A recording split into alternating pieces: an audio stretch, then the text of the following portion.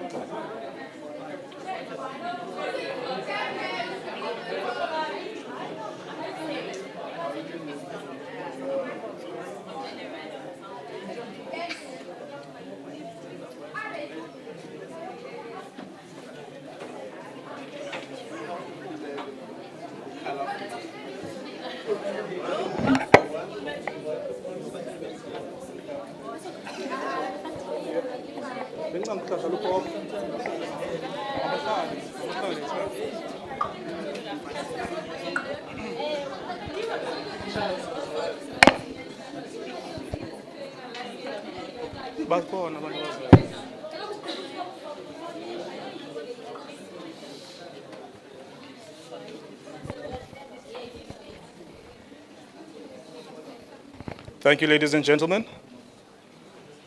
All protocols observed. First and foremost, thank you so much for coming out in your numbers. We truly appreciate it. I would like to welcome you to the post-elections dialogue organized by the Center for the Advancement of Non-Racialism and Democracy in collaboration with the Konrad Adenauer Stiftung. My name is Voyon Dotana and I'll be a facilitator for today. Before I begin, I would just like to acknowledge a few people before we start. Thank you. Mr. Gregor Jaika and Mr. Christoph Friedenroth from the Konrad Adenauer Stiftung. Ms. Nancy Msebi, who unfortunately could not be with us this evening. Ms. Taylor Bayers from the Institute of Race Relations. Prof. Begim Gomezulu from the Director of the Center for the Advancement of Non-Racialism and Democracy. Ms. Nosipiwa Deleboom, the HOD of the Universal Accessibility and Disability Services. The teachers and learners from our partner schools, as well as our online audience, as well as the entire Nelson Mandela University community. Give yourselves a round of applause, please. Now, ladies and gentlemen, this discussion tonight promises to be riveting and exciting because our democracy is evolving and is transforming into something that we will see in the future of what it will be. But I don't want to waste any time. I would just like to call upon Mr. Gregor Jaika, who is a representative from the Konrad Adenauer Stiftung, to give us the welcome and the purpose of the event of today. Ladies and gentlemen, give them a round of applause, please. Thank you. Yeah, good afternoon, ladies and gentlemen, dear partners and friends. I welcome you on behalf of the German Konrad Adenauer Foundation, and I'm very glad to be in PE. The first time at a city that is also called, as I was told, the friendly city. And I already met a lot of friendly people. It's also called the windy city, right? But today it's not too windy. I'm not alone, and as the moderator already mentioned, I'm accompanied by my new deputy, Dr. Christoph Wiedenroth. Christoph, here at the back. Furthermore, I would like to thank our longtime partner Konrad for implementing this important event, and Talia from our partner organization, the IRR. Talia managed the Pledge to Vote campaign, which is funded by CAS. She will tell you more about the campaign shortly. And before I share some thoughts about today's topic, reflections on the 2024 general elections, the youth perspectives, please allow me to briefly address the main objectives of the work of our foundation, the Konrad Adenauer Foundation. As a think tank close to the German CDU party of former Chancellor Angela Merkel, we promote democracy, good governance, human rights, and the rule of law through more than 100 offices worldwide. We do this by fostering dialogue between policymakers, actors from the private sector and civil society, and by bringing together people who embrace their societal responsibility. We promote the establishment of professional networks and the exchange of innovative ideas to tackle current challenges. And we have been active in South Africa already for a long time, since 1982. And overcoming the legacy of apartheid has been a cross-cutting goal in the work that we do as country office. Concretely, our country project here in South Africa, and we have 2 offices, one in Joburg, the other one in Cape Town, focuses on the following topics: strengthening the parliamentary and multi-party system and party cooperation. And in this context, we were also doing a lot of voter education. Then also support of civil society and good governance, promoting political participation. International policy is one of our topics. I already had a discussion with students who study international relations. Then, last but not least, we are also engaged in the field of fostering the principle of social market economy and economic reforms. And given those focus areas, I'm sure you see now why we as Konrad Adenauer Stiftung support today's event. Civic education in the context of an election means to deal with political issues surrounding the youth of a country. And like most countries on the African continent, South Africa, and you are aware of that, has a fairly young population. Around 45% of the population is under 25. And young people aged 18 to 29 make up the largest group of voters. But in the same breath, non-voters are the largest group of voters in South Africa, including young people. In 1999, around 77% of those under the age of 29 registered to vote. And sadly, the general voter turnout has decreased in the past elections. And the key question is now whether the negative trend in voter turnout among young people has continued in this election, or whether this trend has been broken. And I'm happy to get more information about that today. In the run-up to the election, surveys were conducted on the voting behavior of the younger generation. The largest HSRC survey in South Africa to date indicated that young people aged 18 to 35 were planning to abstain in 2024, who were uncertain about voting in the elections due to deep discontentment with democratic and leadership performance. Only 2% were satisfied with democracy, and less than 5% expressed confidence in national government. Furthermore, only 9% believed that their individual vote, or 9% believed their individual vote makes no difference. And these surveys are of course shocking, and they must be taken seriously. The figures I have just mentioned also reflect my personal observations over the past few weeks when I was traveling in South Africa. Bad governance and corruption have contributed to future prospects and dreams of an entire generation being destroyed. Let me give you an example. The Konrad Adenauer Foundation has been conducting voter education activities in selected townships in the Gauteng province a few weeks in the run-up to the elections. At the events held in local communities during the week in the mornings, the event room was mostly filled with young people, unemployed young people. The participants were both qualified graduates who could not find a job and school dropouts. And the other group in the room were parents whose adult children had moved back home due to unemployment. And these parents lament the sad fate of a lost generation. And you can imagine what challenge it is to convince this group of people to make use of their right to vote as responsible citizens to improve their living conditions. The primary aim of these workshops is to restore people's faith that good politics can also change things for the better. But of course, there are many different reasons why young people abstain from voting.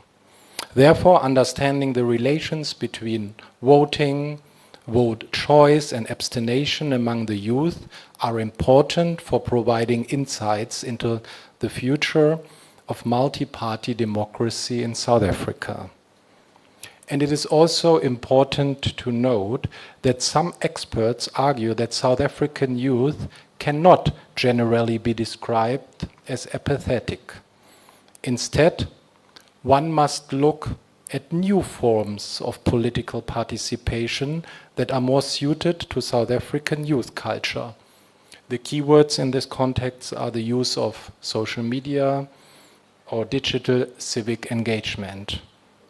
In other words, turning away from conventional forms of political participation and traditional parties is by no means synonymous with political apathy. And that being said, my own view is that while new forms of political participations are welcome, it is voting that remains by far the most important form. There's no replacing it as a means for furthering good governance and legitimacy. We need young people to vote or democracy dies. And if someone does not vote because they say there are no suitable options, it is worth remembering that we as citizens make the options. It is up to us to fill parties with life in between elections, to make parties grounded in our realities and interest. They should be us. We get democracy by voting, and we get better political parties by participating in parties, in building parties. And failure to join in the work of building parties from the ground up guarantees shallow parties flickering to live at election time, whose main goal is to provide paying jobs to their leadership, rather than serving the social good. And with this important comment, I turn back to the chair. I'm pleased to learn more about youth perspectives in the 2024 elections because is there a more important issue than the future of the younger generation? Thank you very much.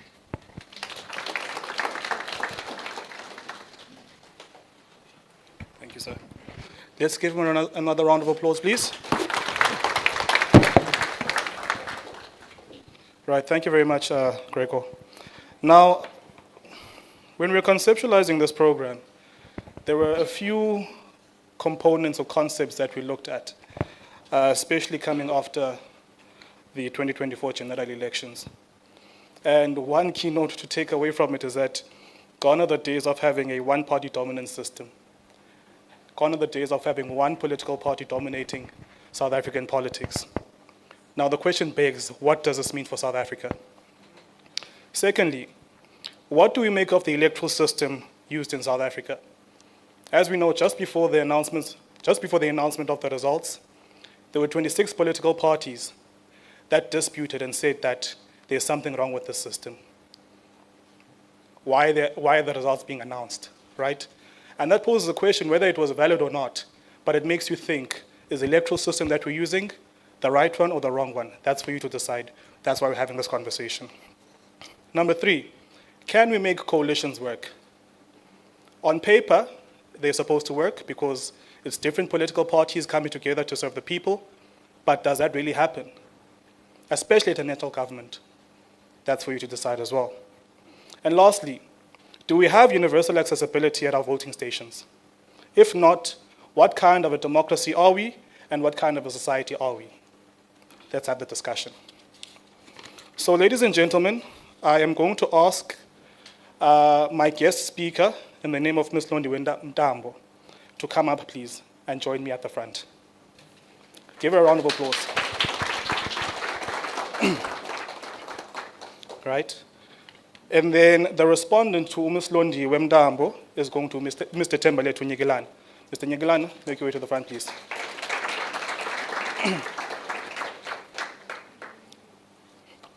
Right? And then not only do we have Tembaletu and Ms. Londiwe, we also have Ulihle Mbungose, who's from the KZN Premier's office. Please make your way to the front, ma'am.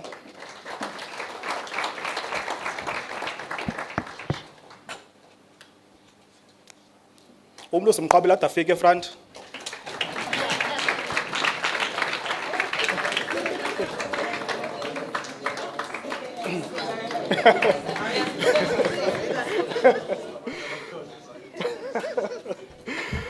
Ladies and gentlemen, thank you very much for that. And then next to Ms. Lihle, we have Usis Nsikamaweni.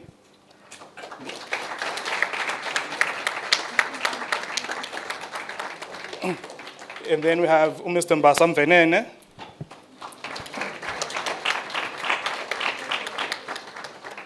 And lastly, we have Ms. Boitumelo Wesi.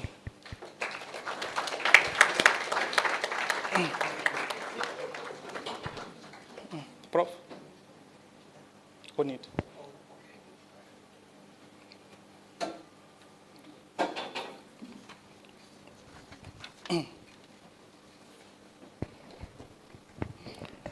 Now, ladies and gentlemen, the structure of the discussion today is going to be like this. So, Ms.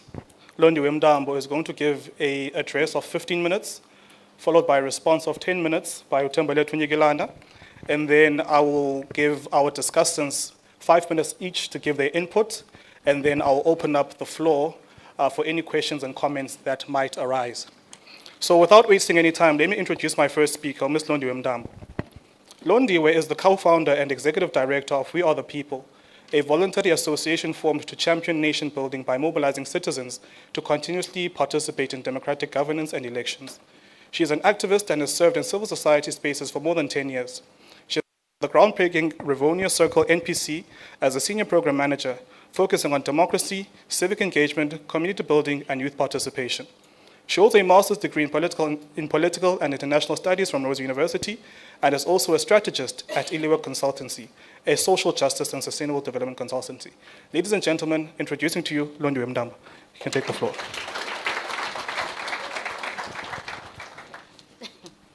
Sanman, this is far more formal than I anticipated. It's like a bit hectic. Ngicela ngiphe just 2 seconds.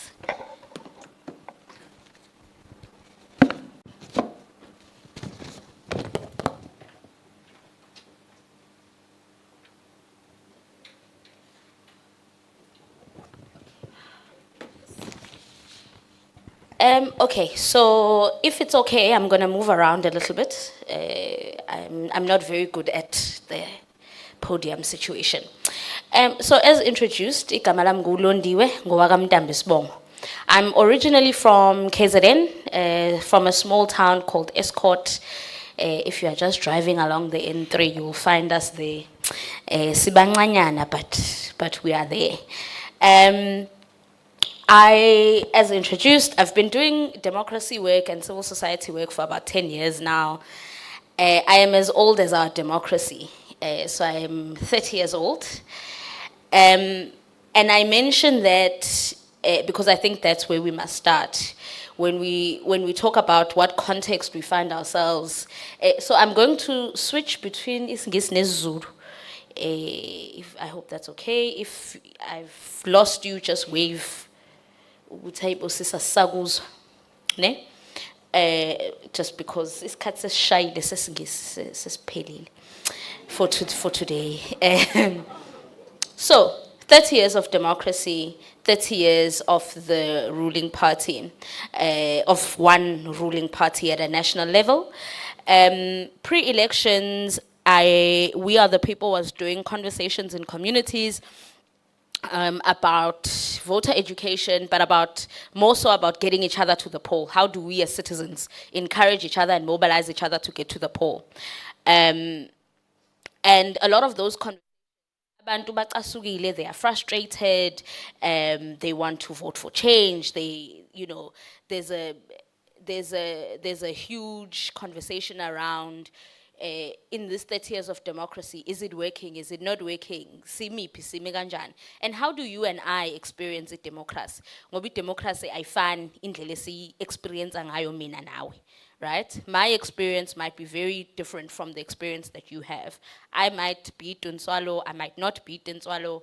You might be Tinswalo, you might not be Tinswalo. We all know Tinswalo, ne? No? Sure. Okay, okay, I'll try and... Okay, so Tinswalo is the example that the president or former president or current president uses in his SONA this year, in the State of the Nation address this year. And Tinswalo is the quintessential democracy child who is born into democratic South Africa and then, you know, automatically has this better life. They go to better schools than their parents did. Mhlampe siyaphume elokishini, mhlampe sifunda go Saint Banmani. You know, so you have a sort of upward trajectory in life. The problem with the example, Kalo Tinswalo, is that it's not all children of democracy or born frees who have that experience. Some of us sifundele emalokishini, sakhulele emalokishini, size saphuma ngoba siseda iroots ukuthi siyaphuma emalokishini, right? For some of us, the story that he tells is true. And so pre-elections, you're having a conversation, yes, with people who have voted before. You're having a conversation with what we call lapsed voters, abantu who are now frustrated with the system and have decided ukuthi they're not going to vote. You're also then having a conversation with these many Tinswalos, right? I won't say two, ngoba sibaningi. And all of those people, or at least a lot of those people, are saying, hey, in a democracy, we're frustrated, we're unhappy, blah, blah, blah. And so it's interesting then to me that when we get to election day, that the turnout is the way that it is. So it turned out here to dropped from 66%, if I'm not mistaken, in 2019. The turnout this year was 58%. So we got more people to register to vote than the last time, but less people showed up to vote. And I think for me, that's where the conversation is. That 30 years into this democracy, there is a clear, and I agree that it's not apathy, there's a clear decision about voter non-participation, where people are saying, go vote, right? There's just a clear decision that people are making.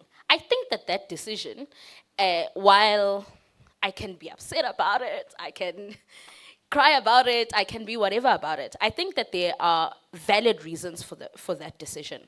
I think people are validly so disillusioned with politics and with democracy in this country. Uvuyo was saying earlier on, people feel like ivote lami alenzi lutho, ngeke ngize ngilibone ushintsho. And that's valid, right? But there are a couple of things that happen on election day. One, mina langa ngikhona nje system yayi offline. I stood in that line for hours because the system was offline. The system IEC was offline, right? That was the experience of many others. Two, Section 24A meant that a lot of people were turned away because you couldn't vote where you thought you could vote. Whereas in previous elections, for the national ballot, you could vote anywhere. And so then we end up with the result that we end up with. I'm gonna structure my my comments like this. One, I do think that the more we don't go to vote, so the lower the turnout, the better it is, or at least the mainstream political parties don't have to do much, right? The ruling party, or the former, whatever, the ANC is happy with a turnout that is low, because it is easier for them to get a percentage elikhulu of a lower turnout. The more we don't turn out to vote, the more we don't show up to vote, the easier it is to get the result that we get, right? And what I mean by that is that mhlambe othi ngiyibeke kanje kulula ukuthola u50% ka14 million kunokuthola u50% ka27 million noma ka40 million. There are about 5 million people who are registered to vote who are between the ages of 19 and 29. And I hope those numbers are correct. I think they are.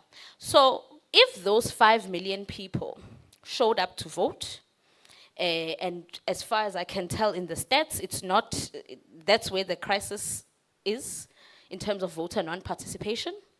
If those 5 million people decide to show up to the polls, I think we can then talk about our vote in a collective way.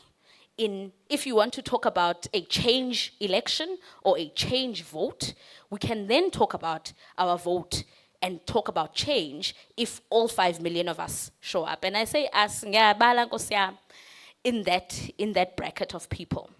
But if we are choosing, Tina, as the young people, if we are choosing to not participate, I don't agree with the sentiment that if you don't participate, then you can't complain. I think you must still complain. All of us must complain. But I do think that we must look at what the tools are that are in our toolbox, and figure out which tools it is that we want to use collectively.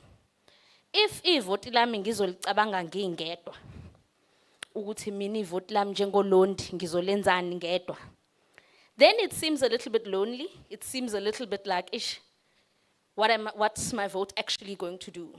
But if I think of my vote, ngicabanga nelakho, nelakho, nelakho, nelakho, and if I then also think about my vote, so in that collective way, but also in conversation with your vote, right?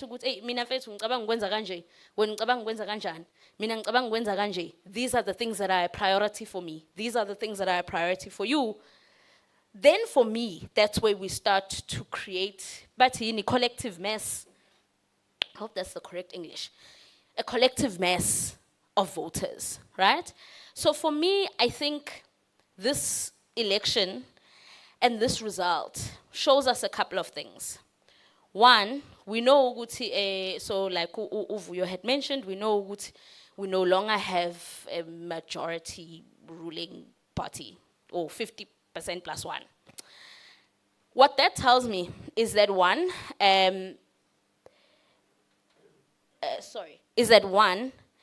the ANC has lost its base, right? We see it in the result.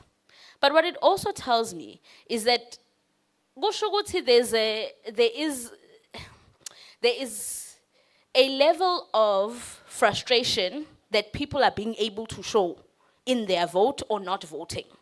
So, right, whether they are saying as vote Kobo, or they are deciding to vote in a different way. So that's the first thing. The second thing that it shows to me is that, and I think, I'm thinking while I'm speaking. The second thing that it shows to me is or at least the second question that I then have is, what do the MK voters in particular tell us in this situation? For me, Nyaya's MK? Okay.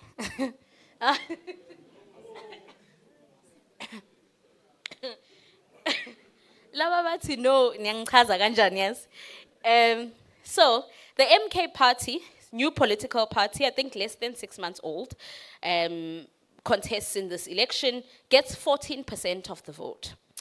What that tells me, maybe I'm unwilling to share my thoughts about the actual party, but I'll share my thoughts about what I think it means.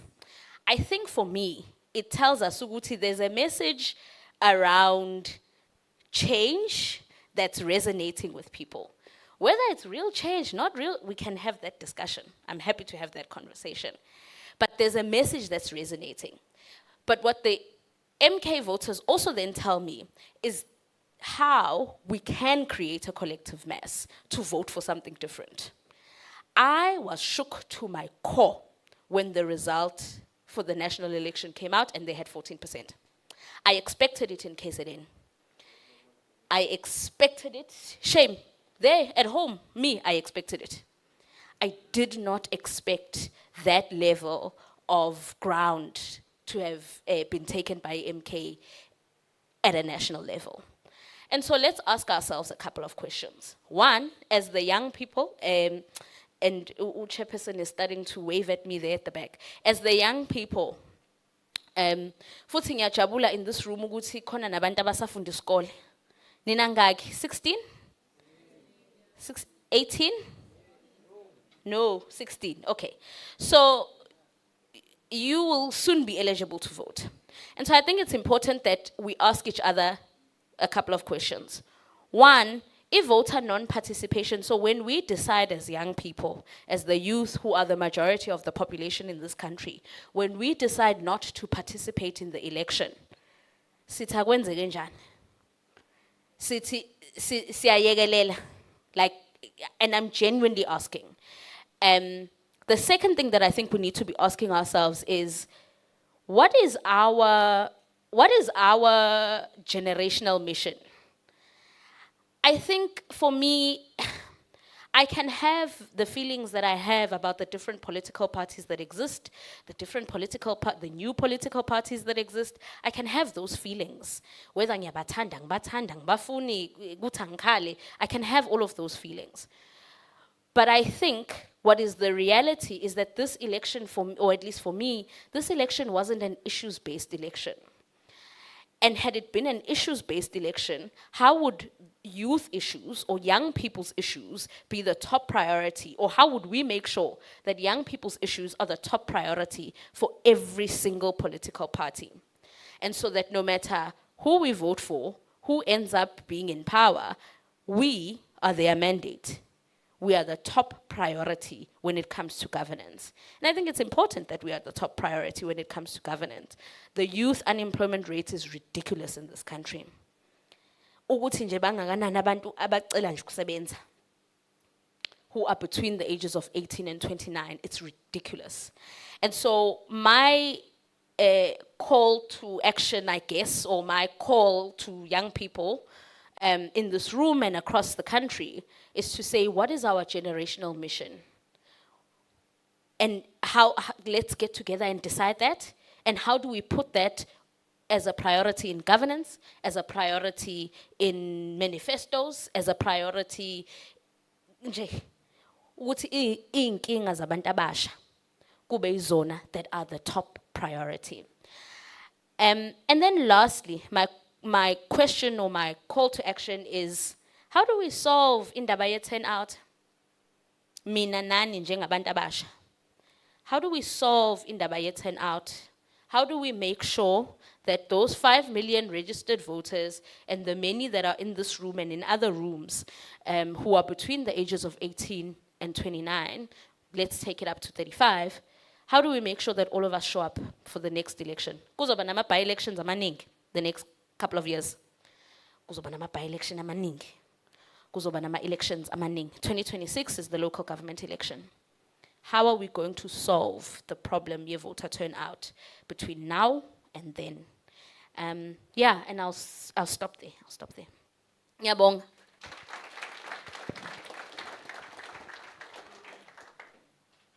Thank you, Saslondo. Another round of applause, please.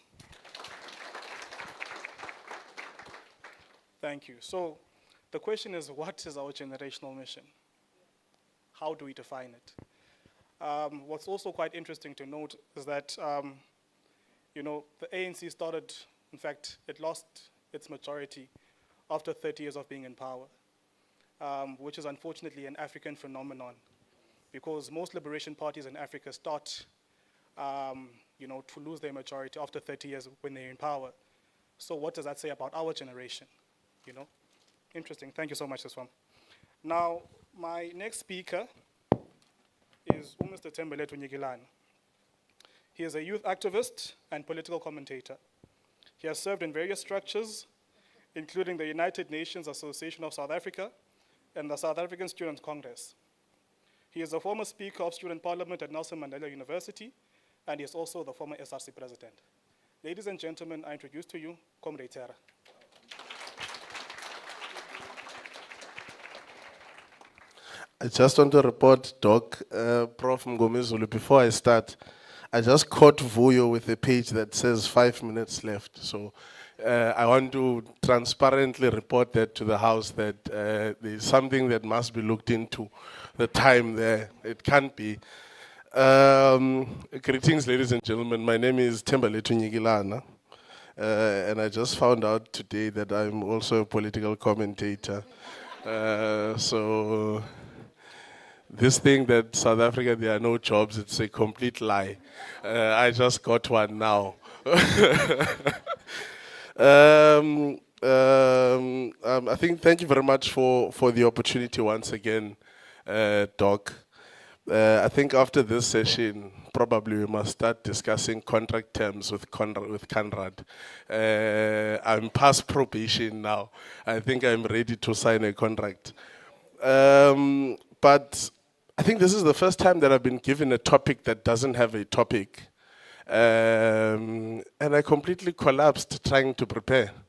Vuyo called me just shortly after elections. And I was going through it all at that time. I was frustrated, standing in front of the TV, calculator, rebooting the IEC, the IEC dashboard, really trying to figure out what next. And he called me and he said, would you be interested in a post-elections dialogue? And I'm like, yeah, let's do this thing. Because there was so much happening in my head at the time.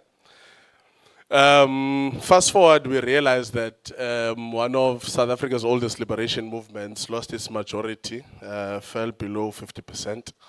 I think it would be a white lie if we said it's shocking. I think I spoke at a Conrad dialogue, I think it was last year around October, if not September. We were talking about the Eskom energy crisis. And I said, this is South Africa's quickest accelerant to taking the ANC to opposition benches.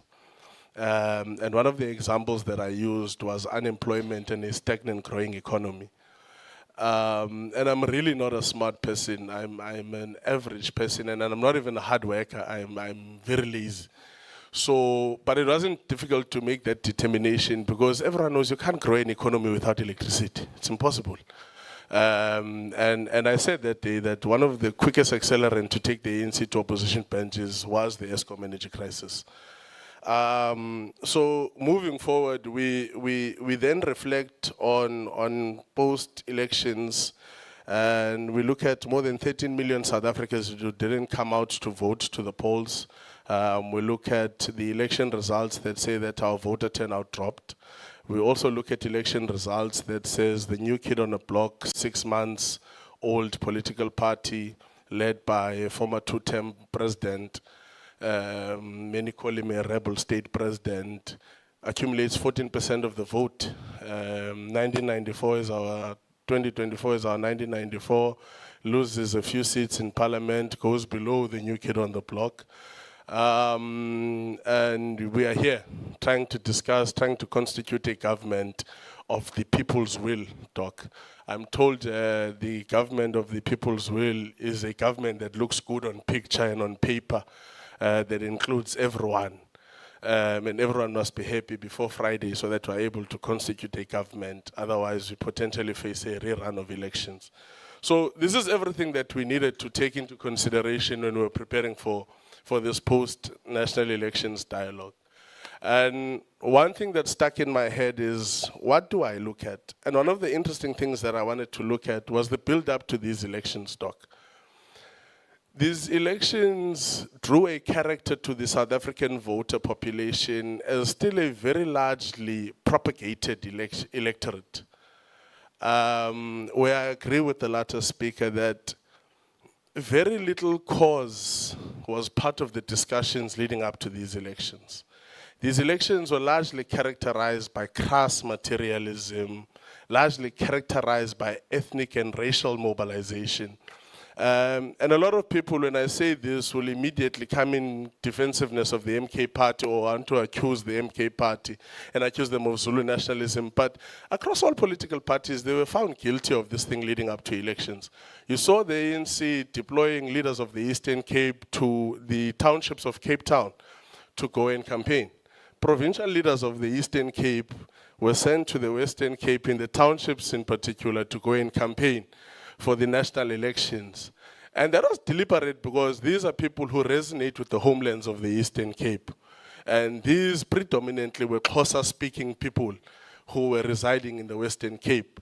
You saw the Patriotic Alliance grew numbers and its large strength centered around colored nationalism. The Onsni Baizeni scandal, campaign strategy of really mobilizing the colored community. You saw the African National Congress in PE deploying colored-based ministers to go and campaign in the northern areas. They didn't go to Motherwell, New Brighton, because they were based in Costin and in the northern areas. You saw the likes of the ANC in KZN, sending Minister Pravin Gordhan not to KwaMashu, not to Emlazi, but to Phoenix in particular. You saw the DA very deliberately switching to its far-right position because of the growth of the Freedom Front Plus, that it saw that predominantly its white-based vote, they were largely losing it to their counterparts of the Freedom Front Plus. So majority of these political parties were found guilty of this campaign strategy. And it tells you that we were dealing with a largely propagated electorate. So how do you then build a government of national unity post all of that when very little fundamental policy position was centered around the campaigns of these 2024 national elections? And beyond that, everyone wanted to vote for change. But change had no description. Everyone voted for change. I mean, more than 50% of the voter turnout arguably voted for change. But that 54% does not constitute 54% in parliament, because that 54% is fragmented into many different political parties, which all of them argued vote for change.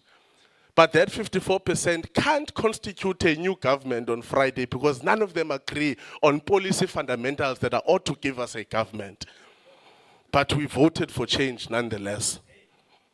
So these are the things that we are largely still confronted with as South Africans, and many of the 54% that voted for change have now left the table and the conversation of what is this fundamental change that we were voting for. But we must still constitute a government. We had a chance to constitute a government in the ballots. It's now left to the members of parliament. 400 seats, am I correct? So 201 seats must give us a government by Friday.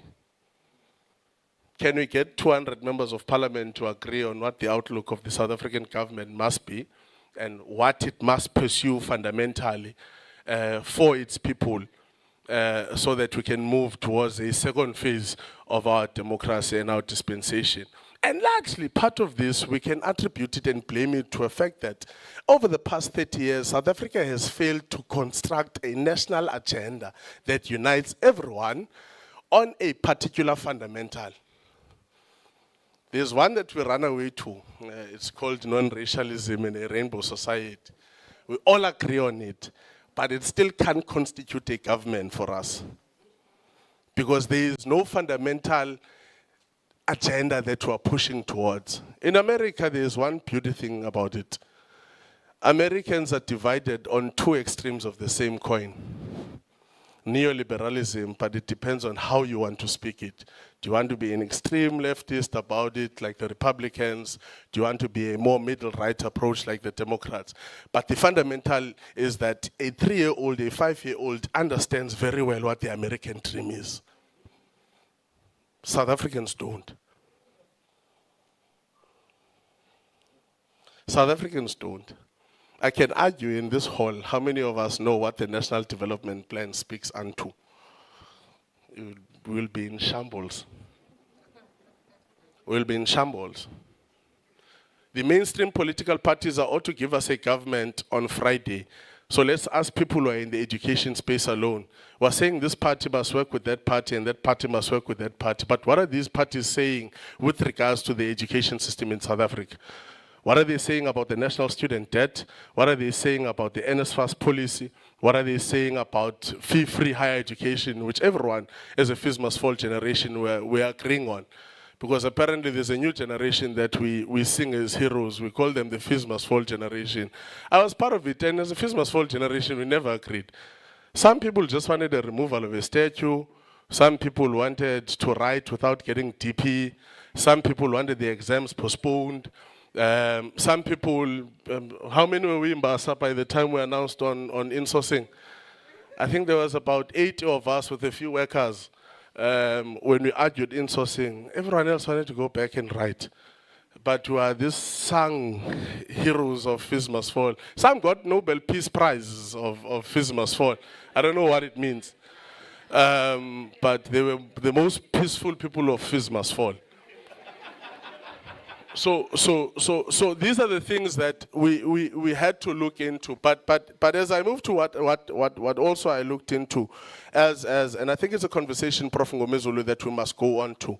South Africa has an obligation of constituting a government now, and it's evident that it will be a government.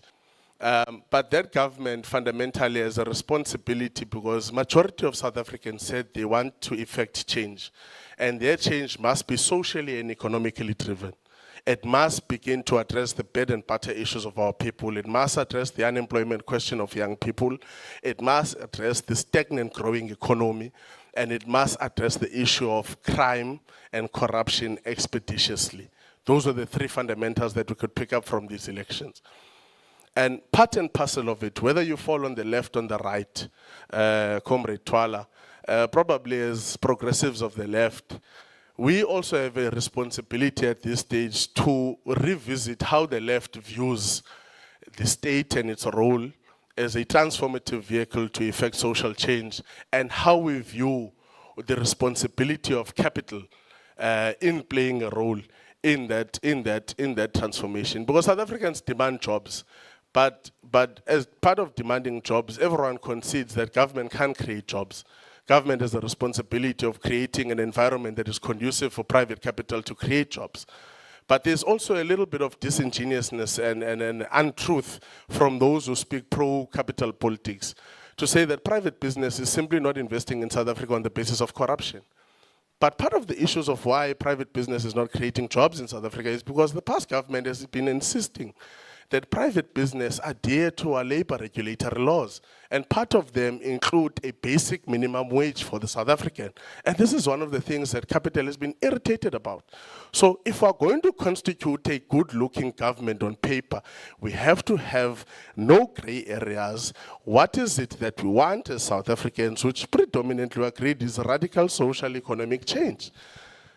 Because that's what the voter turnout says. And therefore, what do we then say? How does capital come into the picture? How do we collaborate? How do we create jobs? How do we grow the economy? But also, how do we ensure that growing that economy does not come at the expense and the exploitation of our people who are demanding jobs? Thank you very much.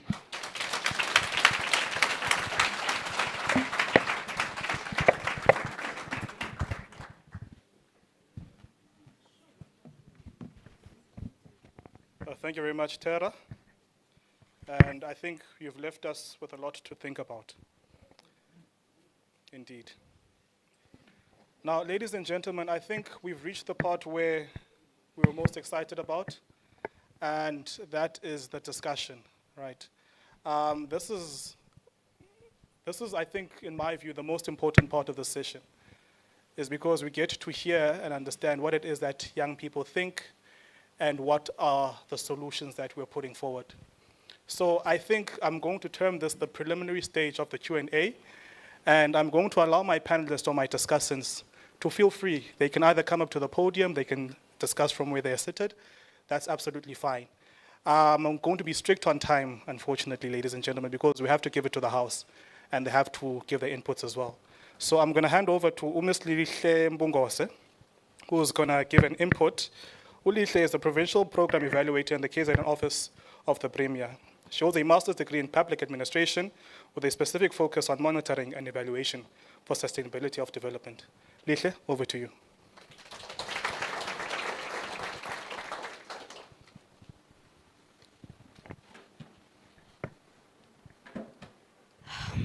Greetings, everyone. My name is Lihle, as viewer has said. I'm here to talk about coalition and the disadvantages and advantages of it in South Africa. Firstly, I would like to make sure that we all understand the way I understand what is a coalition, because I know that people form different types of coalitions.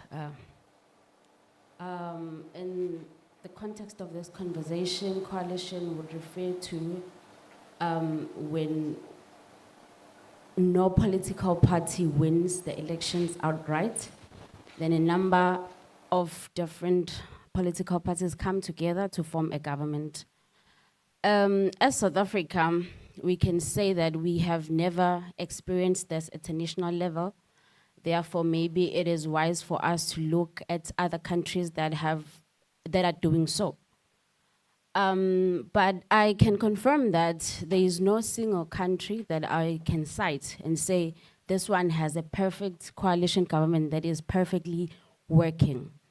But as South Africa, I can say we can take lessons from these countries that are currently on coalition government. We can look at their successes, we can look at their failures. Without copying and pasting the system as it is, we must fit it into the context of South Africa. South African context is very unique and interesting. As one of the speakers have clearly said, that it has a history of racial tribalism and different ideologies that define these political parties. However, the political parties that are elected into power remains with the responsibility to deliver the public services, to address the socio-economic challenges that are faced by the people of this country. How do these political parties with different ideologies come together and form a government? The implications of coalition government in democracies. When there is no outright winner, it shouldn't be viewed as failure, as ANC failed. It should be viewed as our democracy is maturing. It should be viewed that our people have different needs now. Maybe because, it's been 30 years into democracy, maybe we want something different. And also, as I've said, that coalition government should not be viewed as political parties' failure, because election outcomes should not be about political parties. It should be about voters.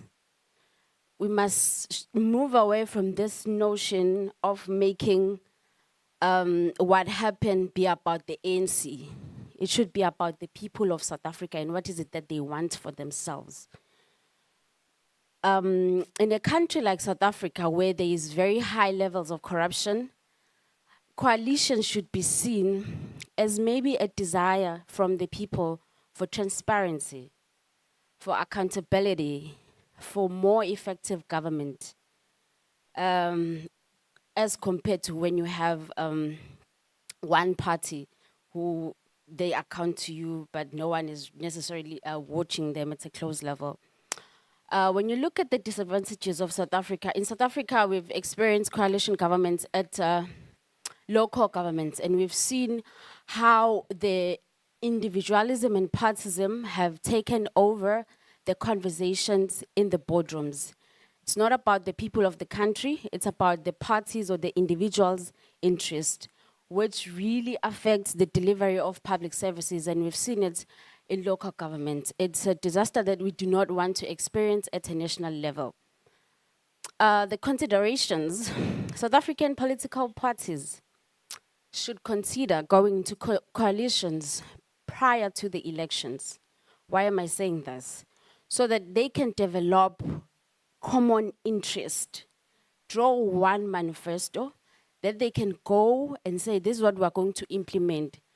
over just using coalition as a desperate measure to remain in power.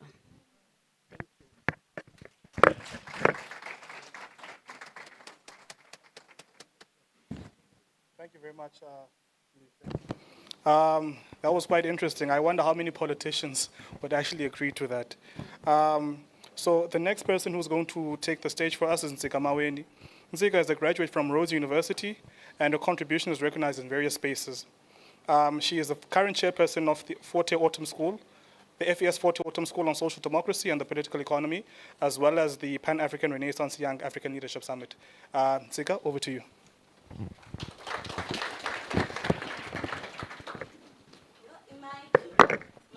Yes. Molweni.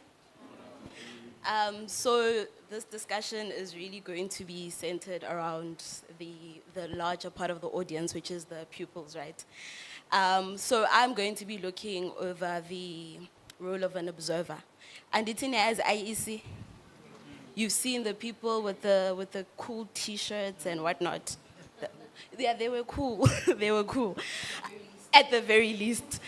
So basically, the role of an observer, right, is to ensure that the electoral processes are free and fair within the voting stations that they have been deployed to. Ne? So looking at the number of young people that are here today, many of you have said that you are 16, so you're going to be turning 18 in 2026, which means that you guys will be part of the local government elections, right? And I think the biggest thing as an observer, as someone who has been an observer rather, I've seen how voter education is very important, right? And unfortunately, we cannot rely only on civil society initiatives alone. It needs to be a collaborative effort between, your different society initiatives such as, We Are the People, your Rivonia Circles, and so on and so forth. And they need to collaborate with public institutions such as the National School of Government. Ne? And I know, ELO is a boring subject. True or false? It's boring, ne? False, imnandi? Oh, okay. Hello, free period, Ghanaian. I forgot. I forgot. So what needs to happen within that particular subject is that now we need to start introducing, the importance of the electoral vote and the processes thereof, so that when it's time for you guys to come up and vote, you do not find yourself as confused, right? So you're familiar with the processes, you are aware of why you need to vote, and you don't just go and vote because you need to, right? And what we've mostly observed is that even within the IEC officials that were there, the observers, the people that were trained, the presiding officers, there was often a gray area because, like Ukoko has said, there was the Section 24A that was introduced in this particular election. So you would see voters come in and say that, no, man, but I've been standing at my particular voting station for 6 hours. Now I can't say it's empty. I want to come and vote here. And now you have to actually explain that, no, you cannot vote here because Section 24A states and so on and so forth. And I think within those particular spaces, we now also need to look into we need to look into the training aspect of it. We need to look into how people are educated beyond understanding what democracy is and what we can do for us, but within the spectrum of how we vote, what the vote does, and the power of the vote that you have. Because we cannot rely and say that, no, we are only going to push voter education as a process only during election season or a year or two before election season, but it needs to be something that is continuous, right? The same way we are taught the Pythagoras theorem and so on and so forth, that should be the same concept, right? The same way you are learning these new TikTok dances and these new challenges, it should be a part of the conversation. Because at the end of the day, politics is fashionable, as much as we don't want to agree on that. And at the end of the day, what we do with that vote, that we'll be able to have an opinion on what we do. For example, we are now talking, we're talking about the national results and the provincial results and what it could mean for the future of South Africa. But truth be told is we're using this, the political jargon, and we're not going back to basics. So I think the generational mission for us as the next generation is to make politics accessible, not only accessible, but fashionable so that it can cater to our immediate needs, because we do understand that our needs, as much as they are a collective, we all have our different individual needs, and that also needs to be represented in the next space. So according to my chair, is he still around? Oh yes, because he did give me a very brief phone call to tell me, do not tell me a story in Zika, speak, be direct. So yeah, I'll be available for questions. Thank you.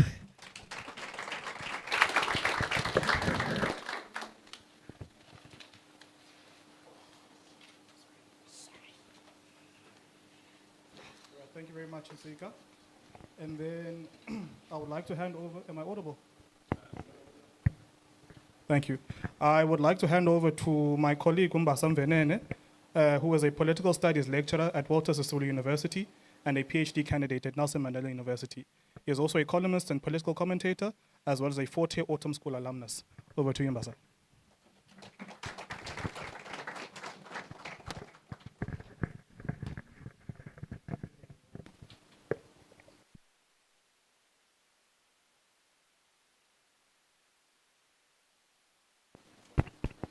Okay. Greetings to everyone. I hope you guys are doing well. Thank you for that, Vuyo, and to the colleagues who have spoken very well about this issue at hand this evening. But I want to come in with a different view, right? I, for one, must make a disclaimer that I'm in fact on the center left or the far left. I'm somewhere there in that range, right? So for me, as a progressive force of the left, this election outcome is actually a very positive development. And I think that whatever government we had was not doing its job very well. And I think that our social and economic indicators speak to that very clearly. We are, for instance, we have the highest Gini coefficient in the world.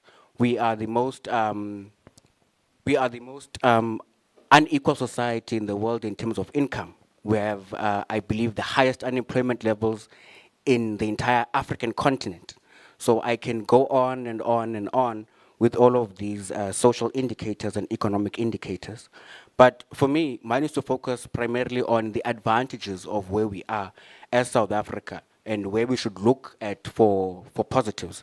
And I think that, for one, the former government not having a majority in parliament, for one, gives us hope that at least now we know that if there's an investigation or one that is planned on, for instance, Posasa or Palapala, we can now at least have hope that there is not one party that dominates electorally within parliament, and then that every vote is going to be blocked that seeks to investigate any high-profile figure or public official.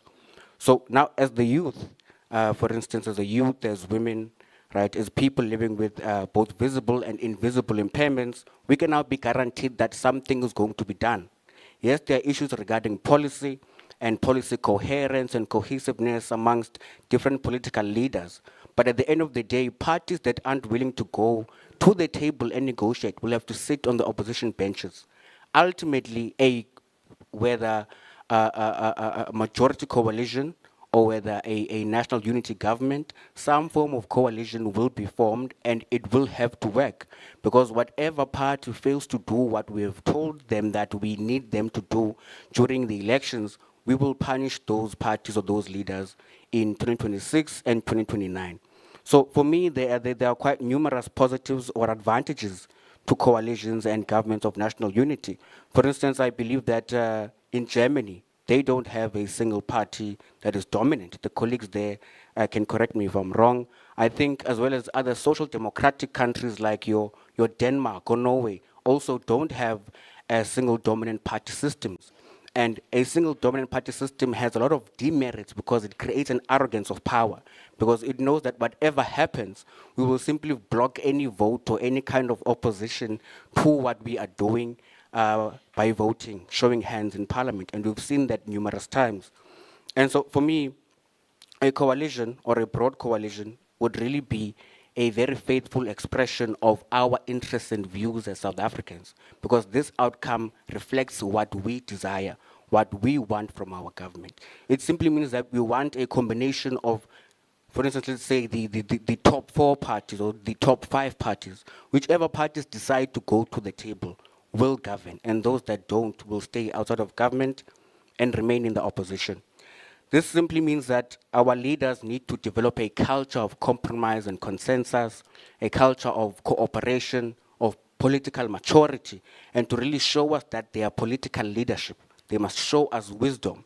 To not only be leadership of tenders, etc., but they must be leaders who really have, what do we call this, a superior logic, if I may say that. So for me to just say that we don't need to be anxious or panic or be uncertain, right? Of course, the rand has been reacting, but it hasn't been a negative reaction. The rand is relatively stable at this point in time, right? Let's be free to disagree, comrades, right? But we need to not be anxious and have this kind of uncertainty, and to see change as positive and to see change as a good thing within our democratic development. So that was my contribution to the discussion today. Thank you. Thank you, colleagues. Thank you very much, Mbasa. Now I'm going to hand over to my other colleague, Boitumelo Wesi. Boitumelo is a student at Nelson Mandela University, majoring in political studies. She is an activist and humanitarian who prides herself in activism and awareness, particularly in issues that speak onto transformation and inclusion. She is a member of the UAD's Free Expression Space Champions, a body of students who advocate for students' rights on campus. Ladies and gentlemen, Dumi. Greetings, everyone, and greetings to the panel. I'm sitting right now here in Dakinga like you. I'm nervous because I regard myself as small girl. So now I'm sitting with huge people, and me, I'm a student, so I'm thinking, oh, Sana, DP. Having such conversation, they remind me when I did cast my first vote. I think if I'm not mistaken, it was 2021. So that time I didn't know anything about inclusivity, universal access. So I remember I did register and everything, so I didn't go through the special vote because I don't know anything about access. So I did everything, and I remember now it's an official date I have to go to vote. So now it's me going to my voting station. That time when I went there, I knew the place, but I've never went there straight, so I don't know is it accessible or anything. So I went there. The first thing I noticed, there was no ramp. So now I had to ask someone to help me. But in my mind, I'm thinking, okay, probably maybe inside there are other IEC employees who can help me. Fine. So I went inside now. I don't know what we call this box things where you have to tick your ballots. Yes. Now, this thing is taller than me. So I'm thinking, oh, Zana, what am I going to do when it's taller? So I had to put my ballots, 3 of them, on top of me, and then I did. So now, anyone who's passing behind me, they can literally see my vote. So now I'm thinking, my vote is no longer a secret. So I told myself since from there that the next 5 years, I have to do better. I have to make sure I'm going to vote on my comfort zone. So this is me now. I have to learn about everything because also I'm limiting my rights also by not knowing what is right for me and what I do deserve. So fast forward, this is 2024. I saw the special vote. I went through the whole thing. I applied for special vote, which is I was very happy about because normally when it comes to disability, anything when you have to, you tick about disability, you also have to show proof that you're living with disability. So I was so shocked when I applied for a special vote. It didn't require me many things. It literally took me few seconds. So I was, okay, this is a nice thing also. At least now, South Africa, there's slightly improvement when it comes to universal access. I was excited. And during that period, they came. I did vote like everyone else on my comfort zone, so I was no longer worried about, am I shorter than this? Am I taller than this? So also what I've noticed, the IEC also introduced the Braille, I think it's a Braille ballot template. So the Braille ballot template is for people who can't see. They can vote using that, those who can read Braille, so they can vote using that. So they can vote using that, meaning that also they won't disclose which party they're voting for. So now each party they're voting for is also their secret. So now it gives you an idea that even people who have differences, they can vote. It doesn't give any youth an excuse of saying, I won't vote because of the queue line and everything. I believe that one is not an excuse if someone as a youth we say that. So I was so excited about that slightly, yes, there is improvement, even though we worried about certain things. I remember, okay, not remember, yes, during about date, there were many stigmas about disability. There were many policies that are discriminatory. So now we have policies that are fighting that, and they're making more awareness when it comes to disability. They speak about inclusivity. They don't shy away. What I like now with our generation is that we no longer have that thing of disability is, I apologize, I'm going to use the word disability or living with disability a lot. We no longer shy away that, yes, I'm using in a wheelchair. Now we're out there, and literally everywhere we go, you can see a person living with disability. So I'm happy with the policies we do have, many of them we see. But what will be more nicer is, mostly it's paperwork. They don't implement it in reality. So this is the change we really like to see everywhere we go. But with everything, I think I'm happy that people now, they understand what is inclusivity. I was so excited, okay, I was shy when I was called to be also part of the panel, because I always regard myself as I'm a more of a listener more than a talker. But I was so excited that also with such talks with politics and everything, there's also inclusivity.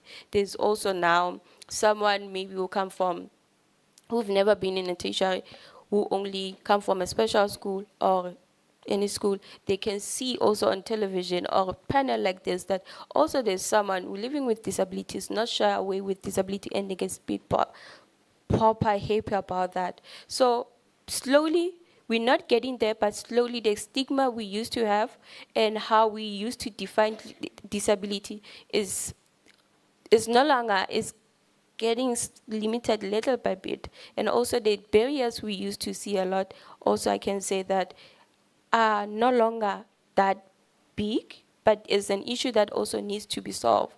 So with that, I think I will close it. Thank you so much.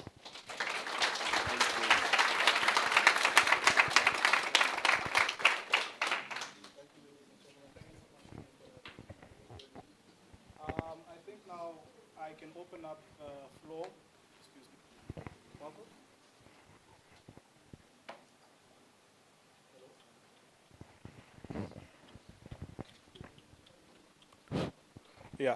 Yeah, I think, first of all, let's just please give our discussants another round of applause, please. Thank you so much. Thank you so much. So I'm going to open up a round for Q&A. And when you're asking a question or making a comment, can I kindly request that you state your name and what you do? Are you a student or are you working? Thank you. Please. I'm biased to the youth, by the way. 1, 2, 3, 4, 5. In that order, please.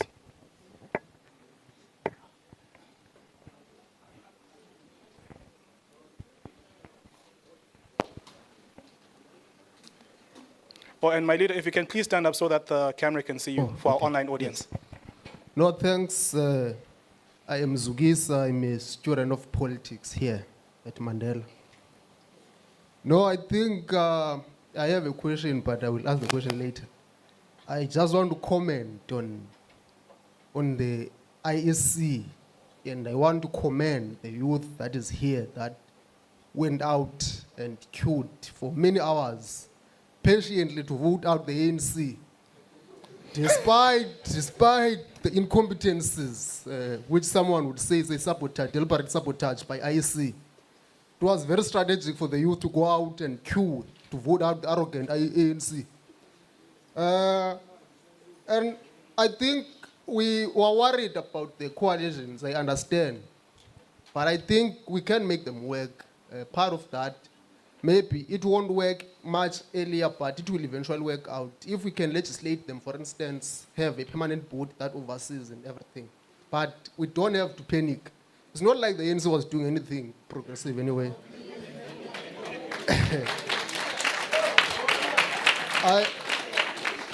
I'm also happy with the inclusiveness in terms of the panel that we have here.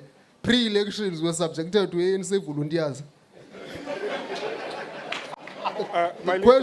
The question that I have is on the late that suggested that we have a coalition pre-election. The DA did have a coalition pre-election with its partners, the moon thing there. It didn't work out. Now they are running away from their partners. So, you see, we can't really, there's no way. There's no way. We must continue to contest political power. Don't you think like it's the best that we contest political power and then later on see our numbers and then consolidate, for instance, a left wing? Because now we see the ANC flirting with the DA, but I don't want to get there much. But don't you think that it's best that we contest political power and then see our numbers post-elections and then we consolidate, form a government? And sorry, Sugisa, can you please, sorry, who were you posing the question to? To Lihle, thank you. Good afternoon. My name is Anati. I'm a student here at North Campus. Okay, I have a comment and I also have a question that is a question about the future of this country. We can see that the youth tried to come in numbers, but some were demotivated when they look on Twitter, for example, they see the large shoes and then be like, no, I'm not going to stand on that. I think if it wasn't for that, we would have had a large number of turnout, because the 27 million was a decisive decision that we'd taken that, okay, now enough is enough. We're going to take a stand. We're going to make our voice heard. But because of the IEC and its incompetencies, and I also blame IEC a lot because a lot of people saw the IEC active a few months to the elections, which shows that there was a little effort put into this election and also in the education of the people. Because, for example, you can't claim that you taught a lot of people about the elections and the trip ballots, but you only did it on social media. When a lot of our people are in rural areas and everything, and they can't access the information. Therefore, you can't claim that you did a lot that you could there. So I also think that IEC alone running the election is also a problem. Maybe we need to have another institution that's going to assist them. And then my question is now to the brother there. My question is, like, what do you think? How do you think we can incorporate technology going forward, and how can we incorporate it in voting? Because then the reason why we had a large number of registration was because it was done online. How can we translate that into voting? Yeah, thank you. Thanks, Mandy. Number 3. No, I think the camera can see me. No, thanks, Chair. My name is Sibusi Sotwala. I'm a staff member here. Maybe picking up on the latter speaker, the issue of voter turnout, and I think I didn't hear anyone mentioning the issue of now voters were not allowed. If you are not voting in that voting station and you didn't have a chance to change, could that have also had an impact in the voter turnout going down? Then one question to all the speakers, because I think maybe they didn't do justice. I want to understand in terms of what do you propose should be the formation of the government going Friday? I think that is one thing that I want to hear from you, each one of you. And one thing I think, Chair, that has become clear since the results were announced. Yes, the ANC has gone below 50%, but seemingly the opposition, or those who used to be the opposition, there's no synergy there. So one thing that is becoming clearer is that the ANC is going to form a central role in the government that is going to be formed. However, now, the issue is, how do you then approach that? I think some of the left thought would say that populism disregards class orientation. Now, the question should be, as the ANC forms this government and is central, what should inform it? Should it go towards this GNU, Government of National Unity, and why? And I ask this question precisely because in terms of policy, if you look at maybe the DA, international policy in terms of the Palestine-Israel crisis, they've got two diametrically opposed views. When you look at Russia, Ukraine, when you look at anything else, being part of BRICS or leaning more to the West, or anything else on affirmative action, on state intervention in the economy, and so forth. So the question is, what should the ANC's approach as it prepares to form government? Should it go GNU? Should it lean with the left forces? And what about MK? I see they are approaching the court to interdict the formation of government on Friday. What's your perspectives on that? Thanks. Thanks, leadership.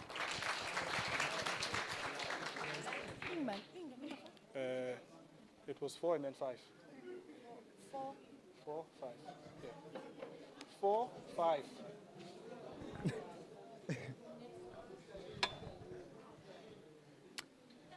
Good evening, everyone. I am Azula Feni, a final year mechanical engineering student. Firstly, I have a question for the first speaker, Ms. Ndambo. You dwelled much on the survival of democracy in our country and the youth participating. And I think that's the same view of everyone here. You want us to preserve democracy.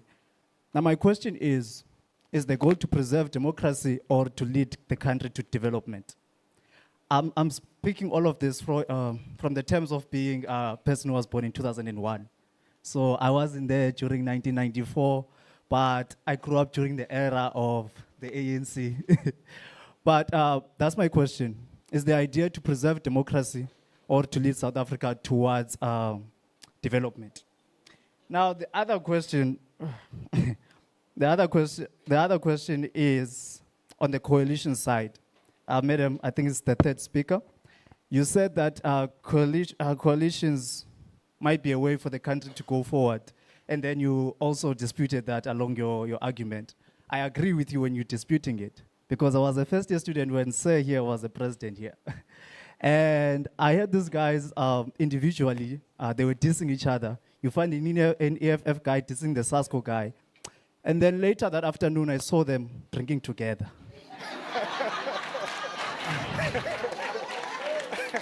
And then on my last thing, it's an answer for your question. You asked us what we want as a youth of South Africa.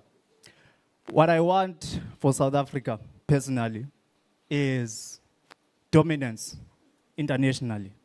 That's what I want. And we can't dominate internationally if we are not okay domestically. Thank you. Thank you.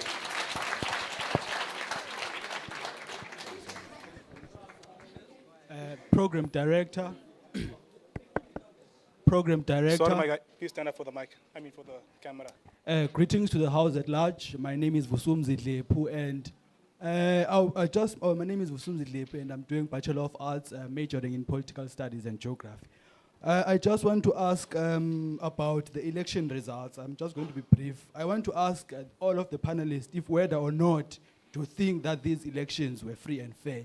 I was at the voting district here. I do not want to mention it, but I saw that there was a clear sabotage to sabotage our elections. And when I stood out as a party agent, I was thrown out. And I was told by these guys who were wearing ANC regalia that they're going to beat me. So it's quite problematic when, sorry. It is quite problematic when we are trying to safeguard order. Can you please listen? No, to don't me? worry. My leader, don't worry. I'll chair, please. Oh, thank you so much. Thank you so much, sir. I wanted to say is that people must not fight us when we are trying to safeguard our democracy, because it's everyone's responsibility to take care of this democracy and own it. Thank you. Thank you so much. Okay, so Ixesha, comrades, ixesha, order. Okay, so there'll be another round, comrades, there'll be another round. There'll be another round, don't worry. So, there'll be another round. Yes. So I'm going to hand over to the panelists and the discussants, and then they can answer the questions that have been posed to them. I'll start with Sisli. Okay, thank you. Thank you for your questions, sir. You are definitely right when you say you might go into bed with someone and then they bring nothing to the table after the elections. They don't bring you any numbers. But the Dubulinyanga DA, it wasn't the coalition that I'm speaking about. I'm talking about a coalition where that is policy driven with a clear agenda for the country, a clear plan on what is it that you are going to implement for the country. They went into elections with separate manifestos. So that's not what I was talking about. I was talking about before elections, you must have a clear agenda seen through your manifesto that you want to go into government as a coalition. On the question of free and fair, I'm very worried. I'm stressed as a young person in this country. I'm not saying that elections were not free or fair. I'm worried because IEC is one of the best in Africa, I may say, in terms of protecting the democracy of this country.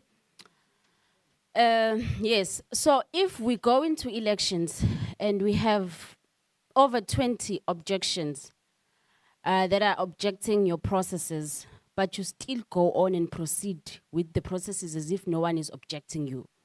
Now, that brings questions into your reputation as IEC. I'm one of the people who advocates and go around saying that IEC is one of the best. How am I going to stand and say that when they couldn't take into considerations the objections that were presented to them because they were given the constitution give them 7 days. They could even have maybe like announce the elections after 5 days. That's my worry. Thank you. Thank you very much. Let me start with the question of, do I think these elections were free and fair? Absolutely. Our IEC is one of the best in the world. It's one of the best in Africa, and we must say that with pride and absolutely the most conviction. Challenges were there, and part of the challenges is as South Africans, we must move beyond this post-truth era of wanting to be oblivious to our realities. And we must learn beyond our political colors to call a spade a spade. One of the biggest challenges confronting the IEC was one of the challenges that were facing many government institutions, austerity measures. Even as if their budget was not nearly cut in half to oversee elections. An elections period that saw a large increase in our voter registration.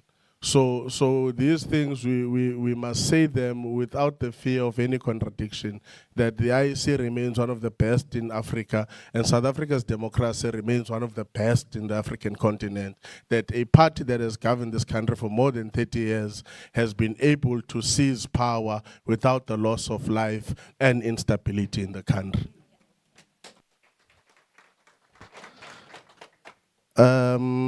What is my view on what should happen? Comrade Twalo Yamosha, because he knows this thing is being broadcasted. And we are told to seize wisdom of our national leaders.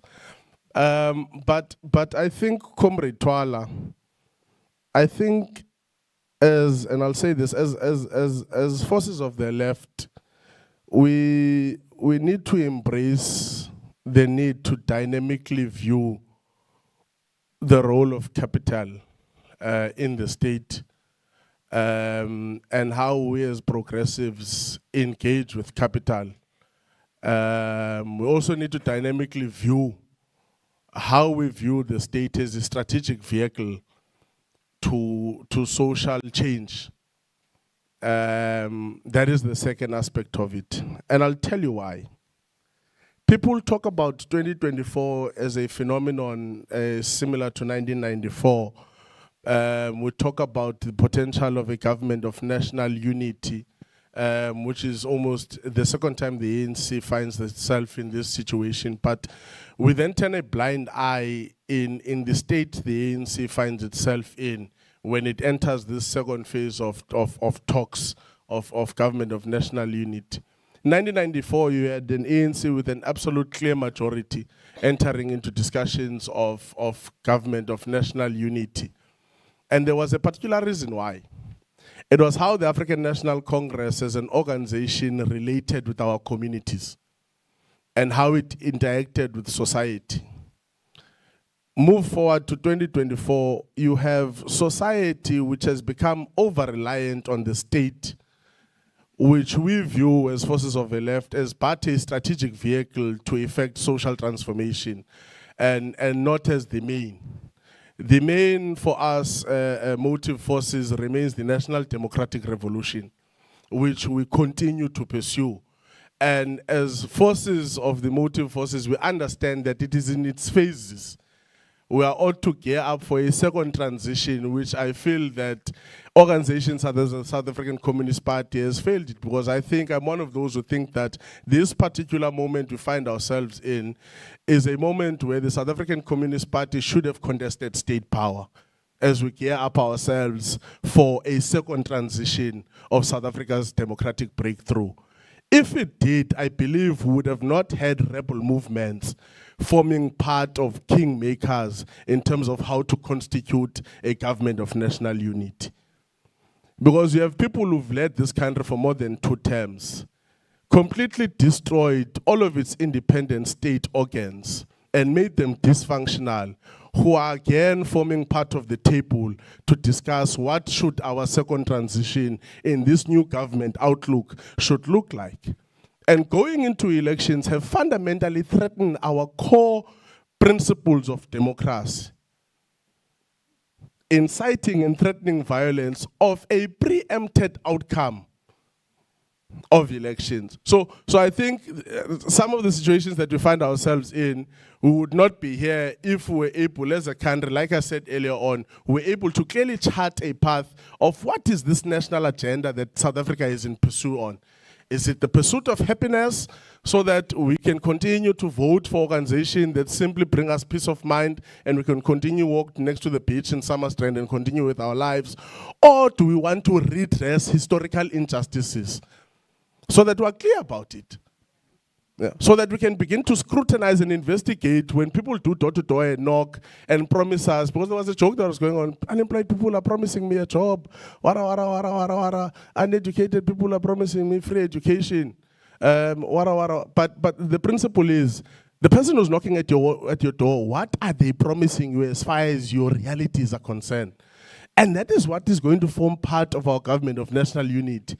It's not going to be romancing each other, go to parliament, drink, and then vote for a government. No. If I don't agree with you fundamentally on your posture on Israel and Palestine, it could potentially hamper my vote for you in parliament.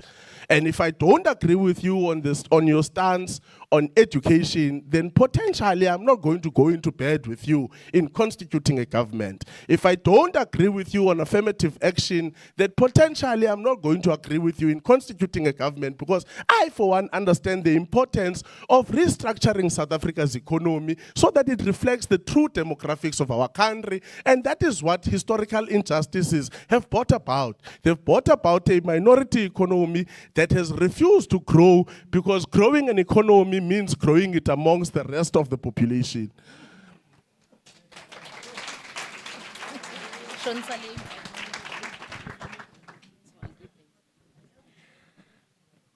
Okay, thank you so much, Mr. Nyikilan. So I'm going to answer the questions that were posed to all panelists. I'm going to start with whether the elections were free and fair. Sharing the same sentiments, I do say that they were free and fair. And for the first time ever, with an overstretched budget, they were financially overstretched. Speaking as someone who was an observer, they were financially overstretched. There were a lot of changes that happened in a short space of time. They had to gear up and prepare for anything. And for what it was, they worked. They did what they had to do in a short space of time for peanuts. So, yeah. And then, what the government should look like by Friday. Same begin. Obviously, we all do know that ANC will form part and parcel of the coalition. But I think the most important question we now need to ask ourselves is, are these coalitions going to act in the interests of the coalition that has been formed, or will it act in the interest of the people, right?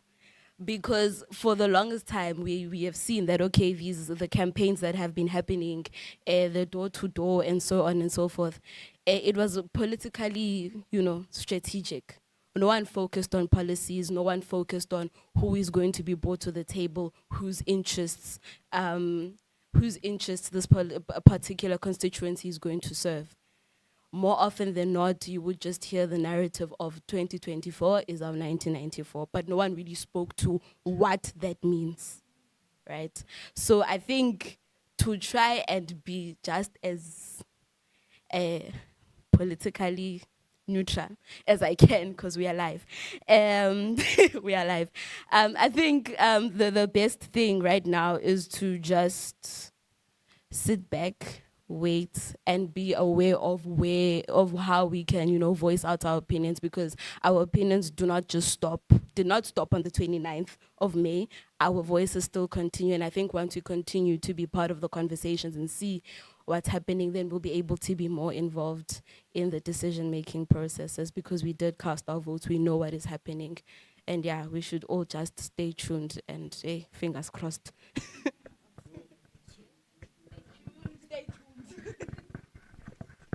Okay, so starting with the question regarding the IEC, right? So colleagues have already spoken about that, but I think that maybe the IEC should think about e-voting or electronic voting, or incorporating AI into elections management, right? So this has been proposed by a number of authors in the literature, that what the incorporation of AI does is it removes the perceptions of voting fraud and so forth and so on, and it also removes the possibility of human error. So moving forward to the question regarding what would the government possibly look like. So I will, contrary to popular opinion, I know that we might think that the DA and the ANC could never work as a coalition, but I can assure you that the ANC and the DA can work in a coalition, because if you look at 1994 and 2024, not much has changed in our economic structure or our economic system, right? As the mass of blacks, we are still the labor force, and the mass of whites are still the employers who own all of the big corporations, the companies, etc. Yes, we do have cosmetic facelifts, like your triple BEE that benefits the politically connected and those who have social networks amongst us as blacks. However, we have not really had a change in terms of who owns big companies, who are the large investors domestically, who are the major employers inside the country. The policies of the former government are, in my view, only left or center left in terms of rhetoric and speech, and in policies, and in, for instance, their coalition partners, rallies and conferences. But if you look at their action and their policy implementation, you can clearly see that nothing structural is changing in the economy. The investments or the economic interests of white people are still quite secure in this country. There's been no significant redistribution. And so if you look at the ANC in action, not in their speech or rhetoric or their written documents, and you look at the Democratic Alliance, they can find a way of reaching a compromise and consensus. Already the DA has said that they are willing to let go of their demand for the removal of affirmative acts, of BEE and the minimum wage. The DA has written something formal and comprehensive to the ANC to say, we will let go of our demand to remove BEE as long as you guys continue with a model economically that is very similar but modified to your Operation Vulindlela. That means continue unbundling ESCOM, continue subtly privatizing water in South Africa, and continue with the subtle privatization of Transnet. And as long as you guys continue with your center-left and far-left rhetoric, we can co-govern and we can continue to maintain the status quo. So that is my view, or how I see a possible coalition government or majority coalition. Thank you so much. Sure. Thank you, Doc. Do me? Fine? No problem. Sislondiwe? Okay, so I'm going to try and answer two questions. So one, it was a direct question to myself, that about development versus preserving democracy. I think, so I mean, it was mentioned earlier on, Uguti, most African countries who have gained independence get to this 30-year position, and this is where they sort of find themselves, or they find themselves declining towards authoritarian regimes. Yeah, but there are different iterations of how this thing plays out. I don't think, and I don't believe, that we have to choose between the preservation of democracy versus development. I think that's a dichotomy, and a false dichotomy, that has been created, one, by our experience, two, by our politics. Ukuthi ukuze ubone some kind of development in your life, fanele ube under an authoritarian regime. I don't think that that's true. I think it is possible for us to use this moment and to use this opportunity, one, as young people, to say, actually, if we want to preserve democracy, let's preserve democracy, let's stand up for our democracy, and let's save our democracy.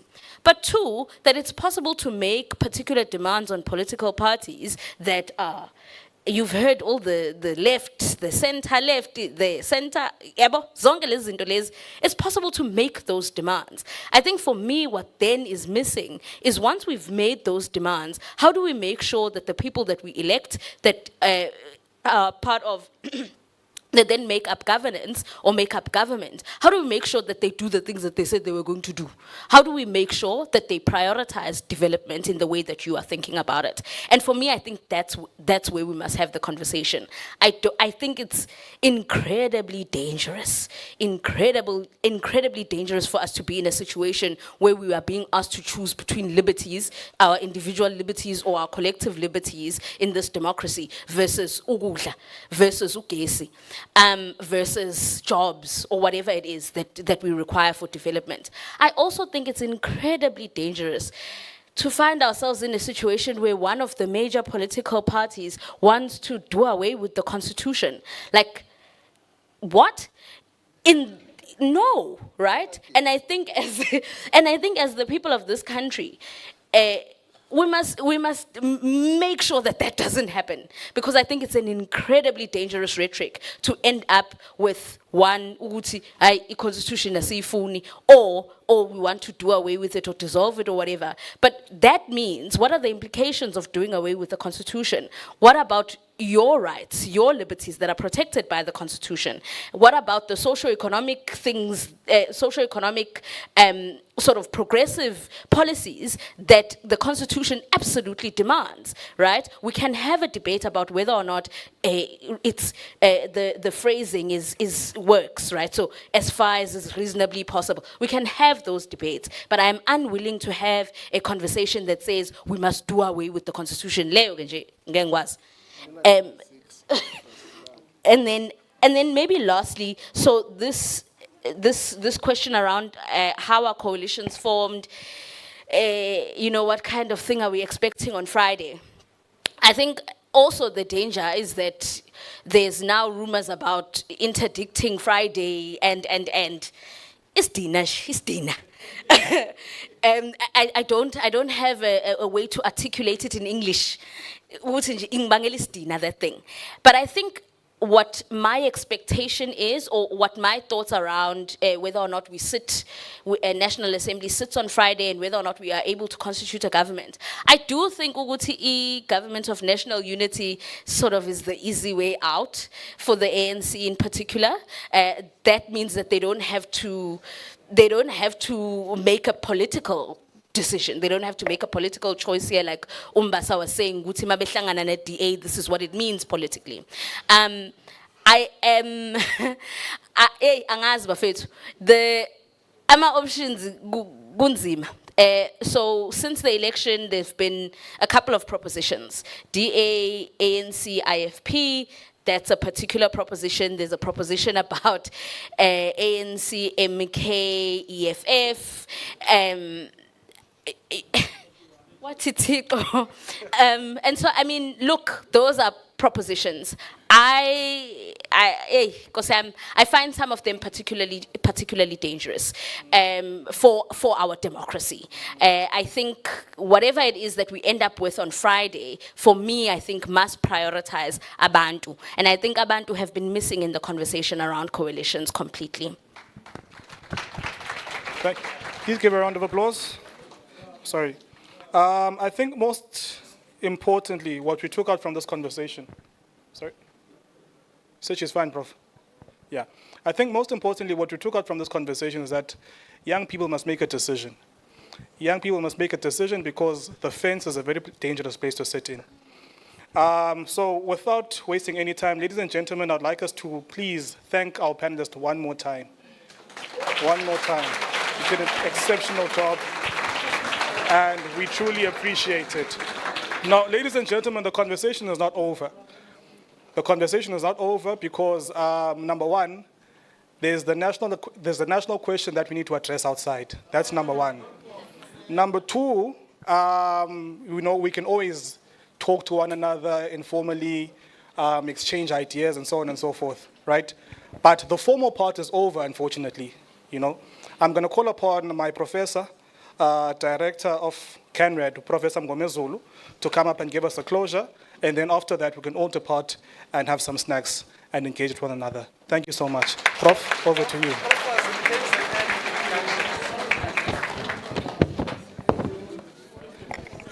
Thank you very much, Program Director. Maybe before I thank you all, that's what I've been asked to do. And I'm going to do just that.